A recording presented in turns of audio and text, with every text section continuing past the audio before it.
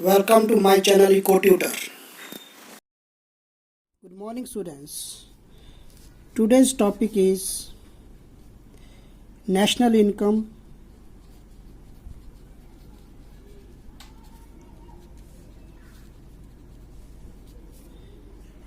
and its related aggregates.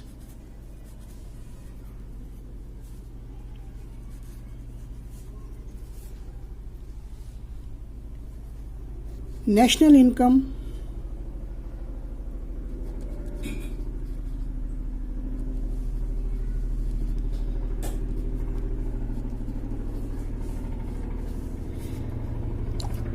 and domestic income. There is difference between the national income and the domestic income. National income, it is the monetary value of all final goods and services produced by the normal residents of a country during an accounting year. In this definition, we are dealing with final goods,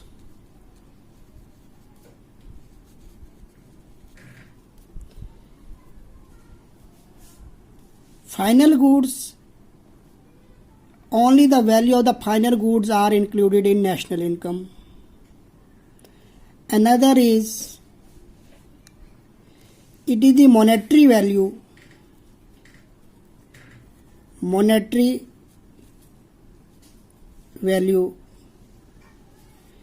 which means we take into account only the monetary value, that is the money value of goods and services. And monetary value, that means it is the payments made for goods and services.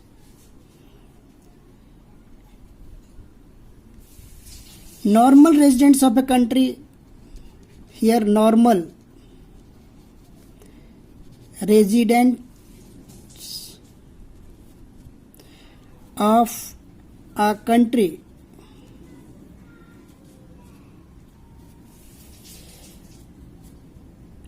residents of a country means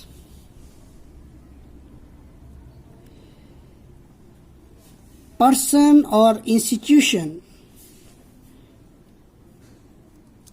whose economic interest lies in that country. He is called the normal residents of a country.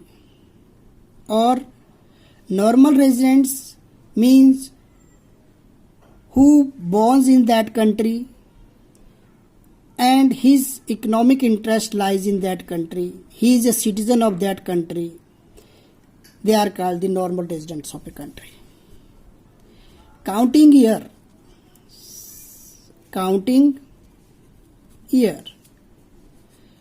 Normally, financial year is called the counting year. So, the financial year, it starts from the 1st March and ended on the 31st March of the next year. So, national income, it is a very wider term. We can now explain this national income. It is the sum total of all final goods and services produced by the normal residents of a country during an accounting year. Domestic income,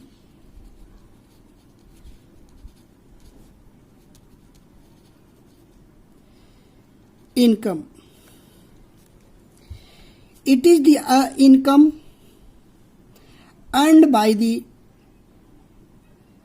factors of the production in the domestic territory of the country during an accounting year.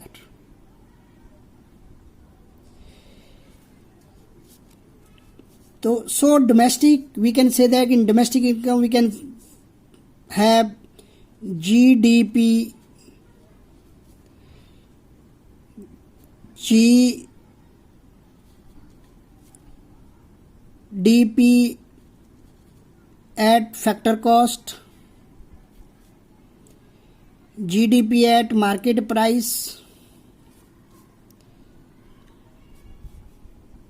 GDP. These are the examples of the domestic income, as well NDP at factor cost, NDP at market price.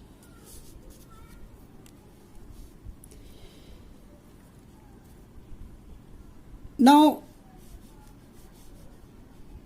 in domestic income,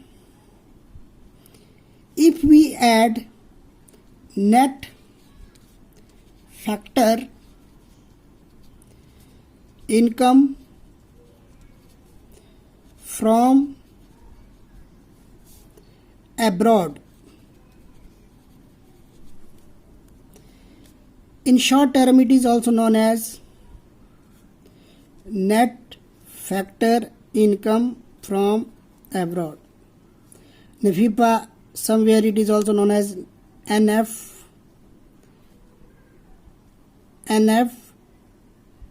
net factor income, NFYA, net factor income. Y stands for income, A abroad. So net factor income from abroad, it is the income earned by factors of the production from the rest of the world, and the income earned by the factors of the production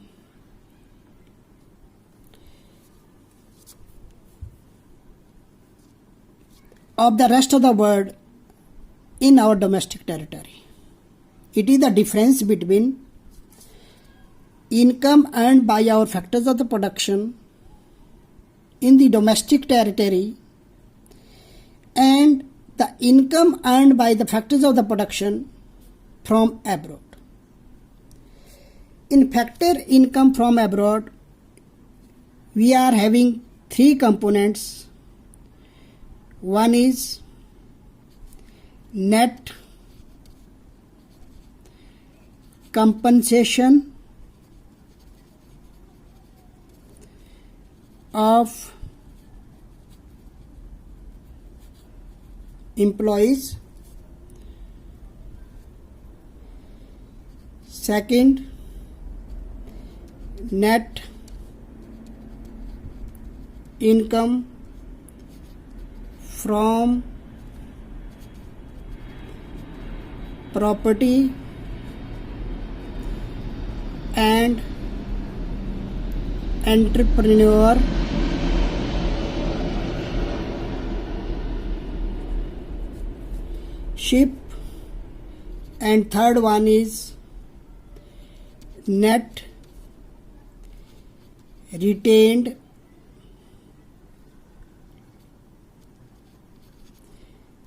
earnings from abroad. Net compensation of employee. It is the difference between income earned by our factors of production, that is labor, abroad, and income earned by the factors of the production, that is labor, in our country. The difference of these two is called compensation of the employees.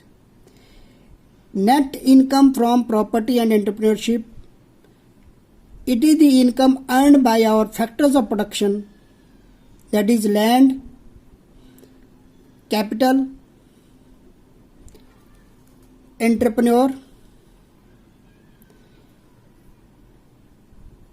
from rest of the world, and income earned by the factors of the production, land, capital, entrepreneur in our country. The difference of these two is called net income from property and entrepreneurship.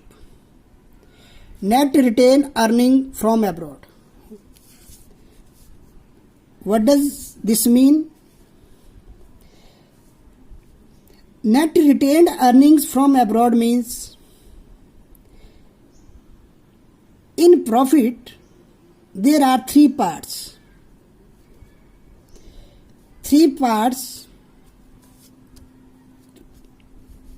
Profit. Three parts are: number one is dividend, then corporation tax,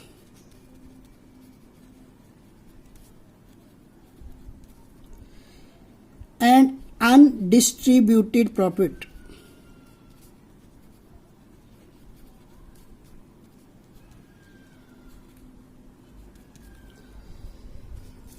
Dividend means it is the part of the profit which is distributed among the shareholders.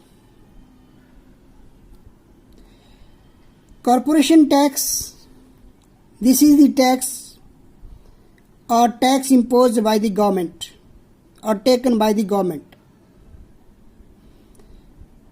Another part of the profit is undistributed profit. This undistributed profit is retained by the entrepreneur to meet the exigencies and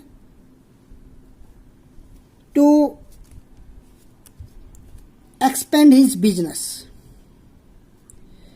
Same way, this process is made in the rest of the world. One part is distributed among the shareholder as a dividend, another part taken by the government of the rest of the world, and third part retained by the entrepreneur, which is also known as saving of corporate sectors or undistributed profit. The difference of these two is called net retained earnings from abroad. So net factor income from abroad, which is in short term it is known as net factor income from abroad. Net factor income from abroad. The components of these net factor income from abroad are net compensation of employee, net income from property and entrepreneurship, and net retained earnings from abroad. And this I have explained you the profit, what are the part of these profit: dividend, corporation tax, undistributed profit, and this is called the net retained earnings from abroad. Now the next is domestic income. Domestic income, this is called factor income.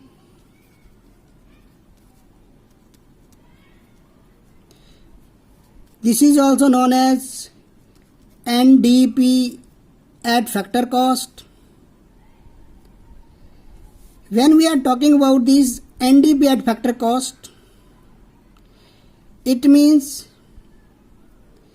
it is the income of which is identical to COE,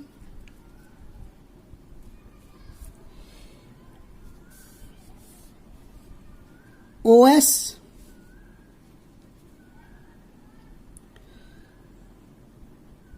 and MI. So factor income, this is the income earned by our factors of production in the domestic territory of a country. The income are in the form of labor earn the wages, land earned profit, entrepreneur earns profit, and so in this income, factor income, which is also equal to the net domestic product at factor cost, it is equal to compensation of employees,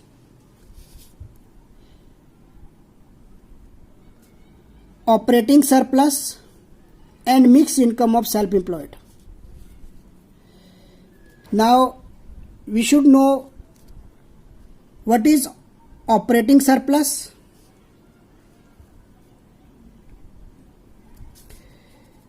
Operating surplus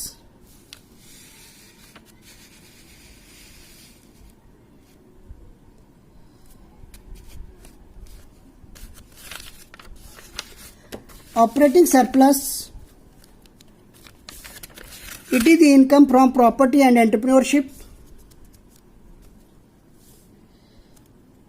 COE, operating surplus, mixed income. COE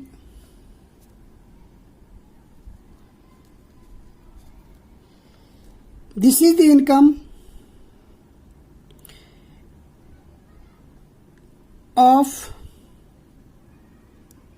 labor in terms of number one,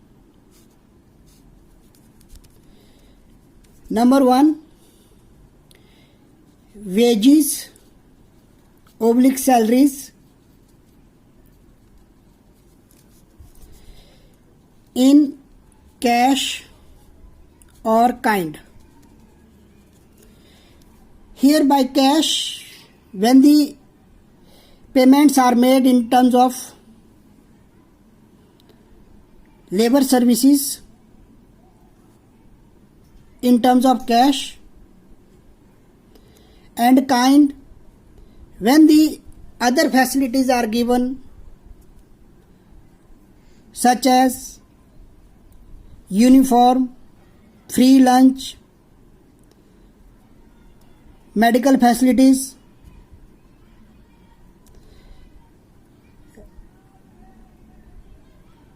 etc. Second component of this compensation of employees, employer's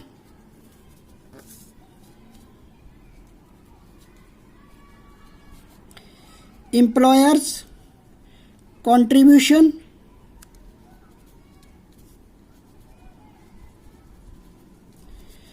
to social security scheme. Social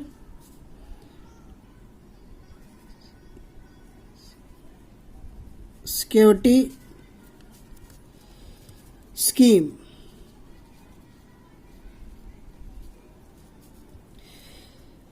Employer's contribution to social security scheme. It means the employers who provide you the employment, they also give you the contribution towards social security scheme. The example of, for example, NPS, National Pension Scheme, some of the contribution is made by the employers and some of the contribution is deducted by the employees itself. So employer's contribution is the part of the compensation of the employees, and employees' contribution is not the part of the compensation of the employees. And third one is pension to retired person. Pension to retired person. Pension to retired person, those who are superannuated and after that they earn the income, that is called the pension to the retired person. So these all are the parts of the compensation of the employees: wages, salary in cash / kind, employer's contribution to social security scheme, pension to the retired person. Next is operating surplus. This means operating surplus. In this we are having components.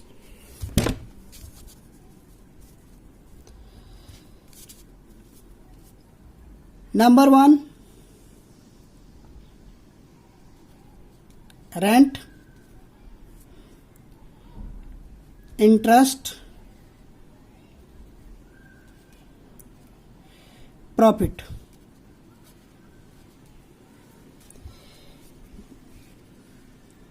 These above two, rent and interest, these are the part of the land and capital. Rent earned by the land. In rent we also are having royalty,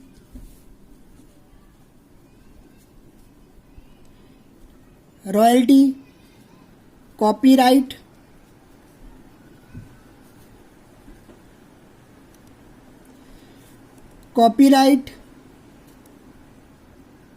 patent right,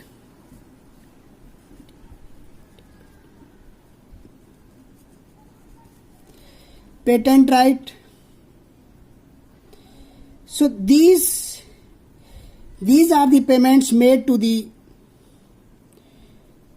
factors of the production land in terms of rent, royalty, copyright, patent right,